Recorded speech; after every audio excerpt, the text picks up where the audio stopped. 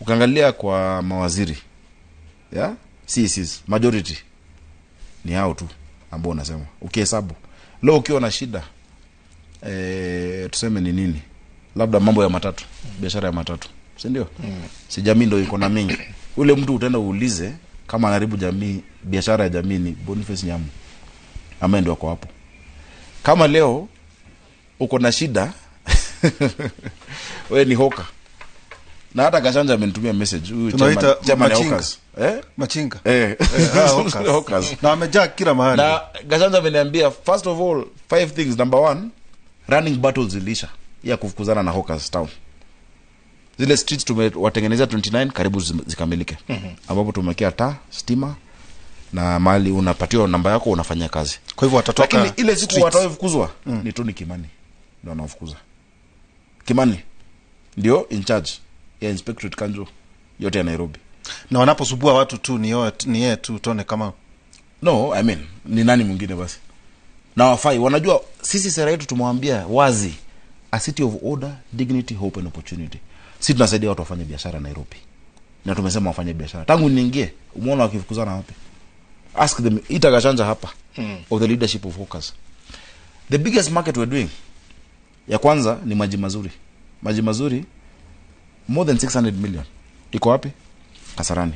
Na ni kweli kuna mingi nilipata Roysambu na Kasarani na Dagoretti South. Ya pili ni Mutuini.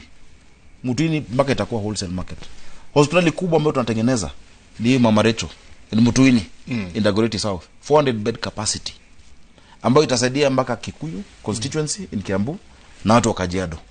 So the many interventions lazima ni balance. Lakini pia ni kibalance kuna ile naangalia sana ndio ni washukuru.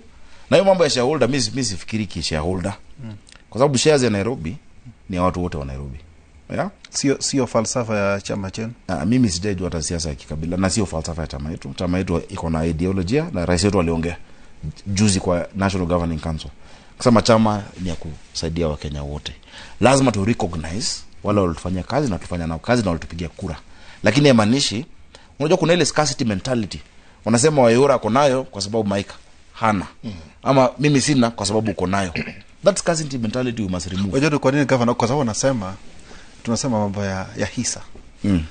Ndio wanasema tulikupigia kula nyingi.